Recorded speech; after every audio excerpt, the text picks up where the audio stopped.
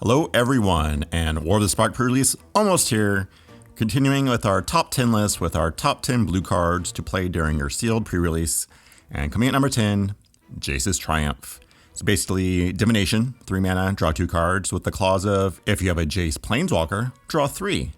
That's not going to happen. You might run Jace. I wouldn't if I were you. He's not very good.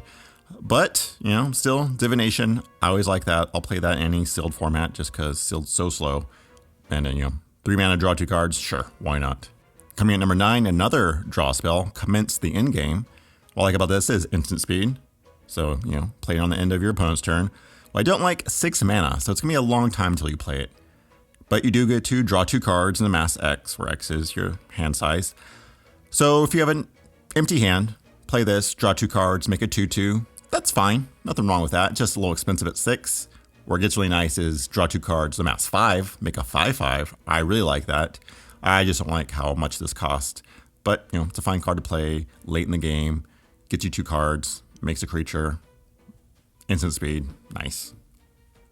Coming at number 8, one of blue's removal spells. One of 2, we'll say. Callous Dismissal. So this is just a 2 mana bounce. But it's sorcery speed, which I don't like. But it does have amass 1, so let's think of it this way. Man of War is a 3 mana 2/2 creature that bounces another creature. And you'll play that in limited almost any time. Think of this as a 2 mana 1/1 that bounces any target non-land permanent. So you can bounce a creature, you can bounce one of your planeswalkers back to your hand, replay it. So I like that. Sorcery speed kind of disappoints because you're always used to this at instant speed, but thinking it as like a creature that does that makes it a lot better. Coming at number 7, Aven Eternal. Basically a Windrake, but a Windrake that makes a 1/1. And I'll play that any day.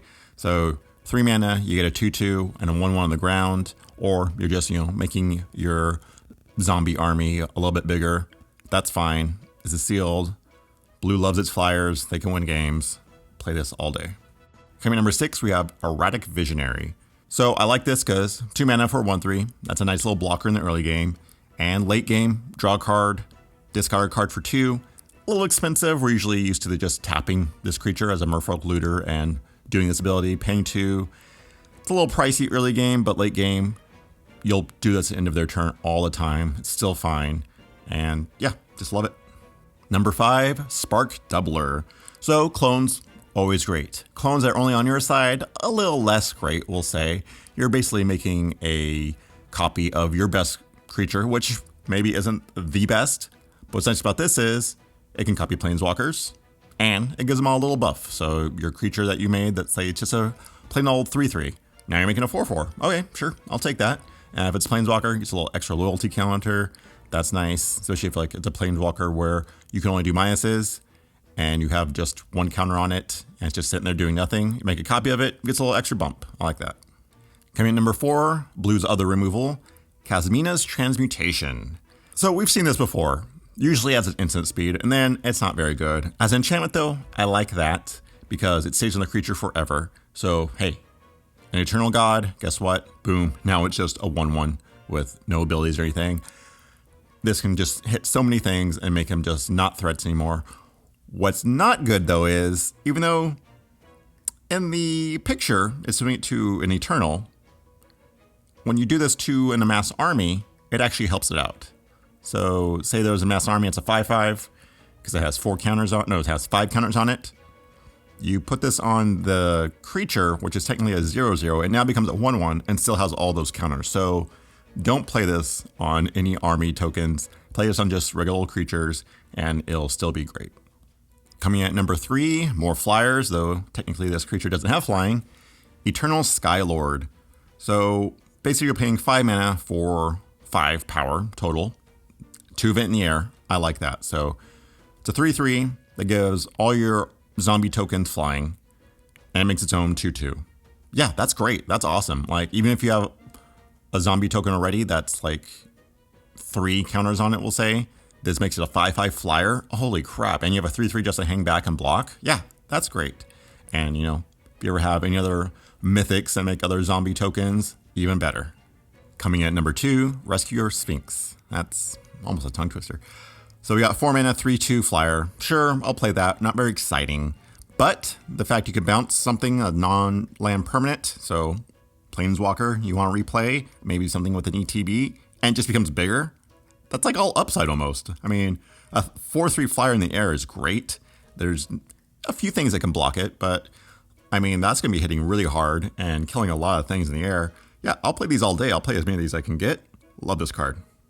Now, before we hit our number one, I want to go over a few honorable mentions. First up, Cameos Epiphany.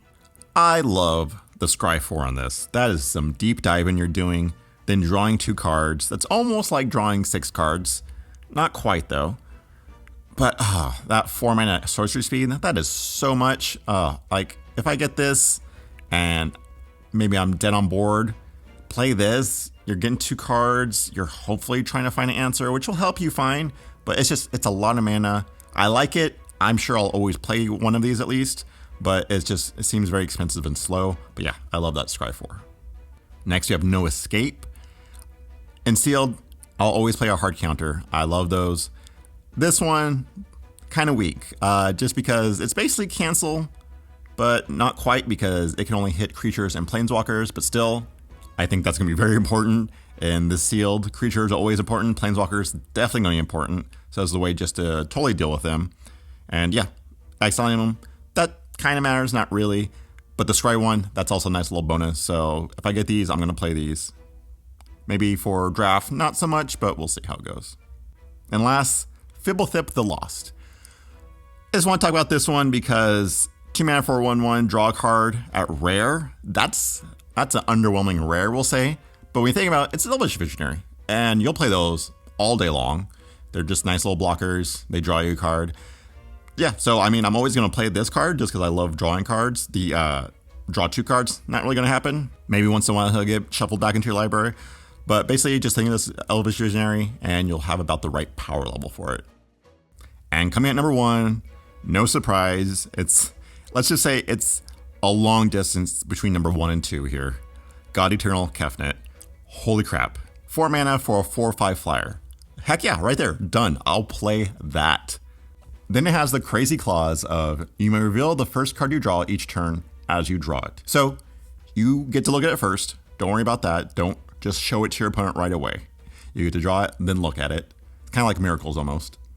And then whenever you reveal an instant or sorcery card this way, copy that card and you may cast the copy. That copy costs 2 less. So say it costs 4 mana, now it costs 2 mana. And guess what? That card goes into your hand. So you're just getting an extra card almost that you can cast right away. And of course has a God clause of, third from the top of your library.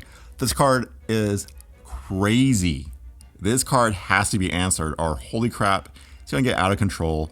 Like, yes, instant sorceries, you're not gonna have a ton of those, but when you do hit them, it's gonna be so nice because you're basically getting 2 copies of it. And Kefnet themselves, freaking 8. That's just such a good card. 4/5 flyer for 4. Wow, yeah, and it's just gonna keep coming back. So love this card, amazing.